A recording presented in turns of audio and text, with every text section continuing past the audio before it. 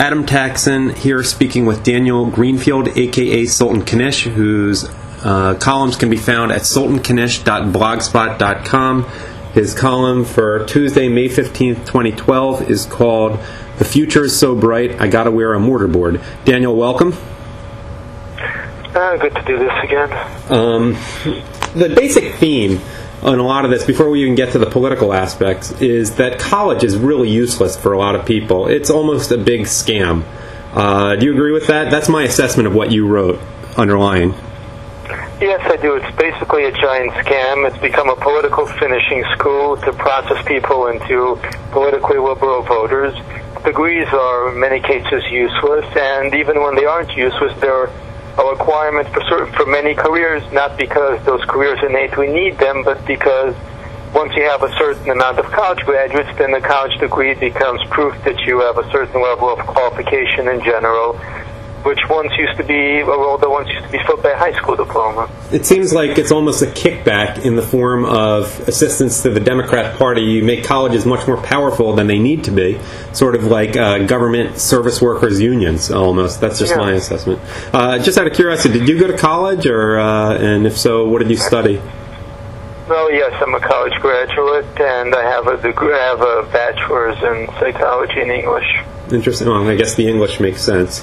Now, tell us a little bit about commencement addresses and how they work into the whole political landscape. Once you have this entire infrastructure of academia, and it's basically rent-seeking because they're funded by scholarships that in many cases are also funded by tax dollars, and you have this entire infrastructure that now becomes a mandatory requirement, and most of the people involved in this infrastructure are way left of center, so this is a subsidized left of center infrastructure.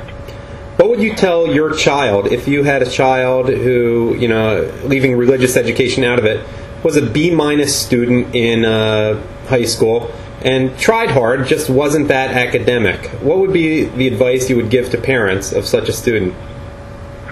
To look into a good, well-paying career that doesn't involve college, because college is a fairly hefty investment that often doesn't repay itself. My assessment also, and sorry to bring me into this a little bit, but I want to do this interview a little different, is that college is also an anachronism. If you want to learn, everything is on the internet. You don't need to be in one place. You could do it at the gym. I happen to do a lot of my reading at the gym, on the bike, and it's almost somewhat anachronistic to have to go to a lecture at a certain time. You can also hit rewind if you want to do something. Is that fair to say? Again, that's not in your column, but... Yeah, there's more of a shift now to online learning, and they're only going to be able to hold us back so much. There are certain professions where you want people to get through an actual physical class, but most of those professions, the relevant material comes in after the basic 4 years anyway, so it's irrelevant. But the liberal arts education itself is essentially useless, all the more so when pretty much everybody has, certainly anyone who can afford to go to college has all the information necessary at their fingertips.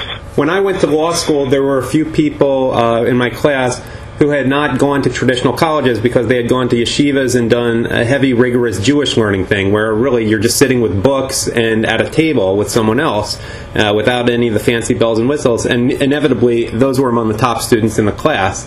Any thoughts on that? And, there's no expense to that other than the books in the room. Sure. The actual habit of learning, of rigorously investigating something is what really trains the mind. And much of what college does today isn't that. It's essentially a situation where you push back the dogma that gets pushed to you. You memorize the dogma, you repeat it back in the right order, and that does train you to certain skills, but those skills mainly involve being a congressman. On the bright side, so many students do binge drinking at colleges that while they may not learn anything, they're not getting very well indoctrinated also. Let me ask you about a pop culture reference that you made in there. You talk about The Graduate, and younger people may not even be that familiar with the movie, but that fits in. Yes, it does. You have that famous scene where the future is plastics, and of course Dustin Hoffman's character is disaffected.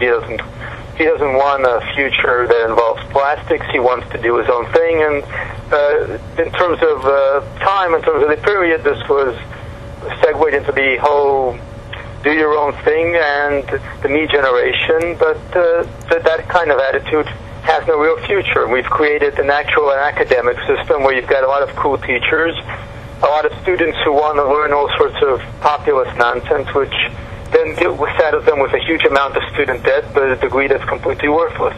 I love what you wrote about Manhattan, but first of all, I am wondering, you write, colleges are unsurprisingly the second highest employer in Manhattan, followed by lawyers, hospitals, and investment banks. Who's first, by the way? The government?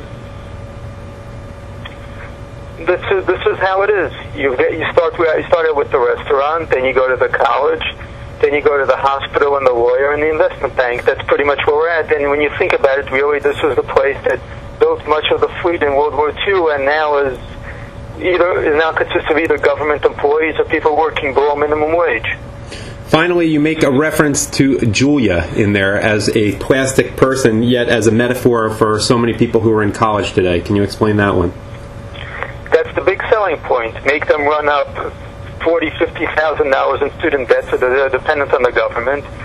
Give them a basic job that never actually allows them to repay the debt. Make them completely dependent on the government, and they'll vote the right way, which is the liberal way. Someone raised a great point about Julia, that Julia doesn't seem to have any parents or friends in the whole commercial. There's just her and the government, but that's another story. The state is father, the state is mother. Exactly. All right, Daniel Greenfield, Sultan Knish at sultanknish.blogspot.com. Thank you for discussing The Future's So Bright, I Gotta Wear a Mortarboard.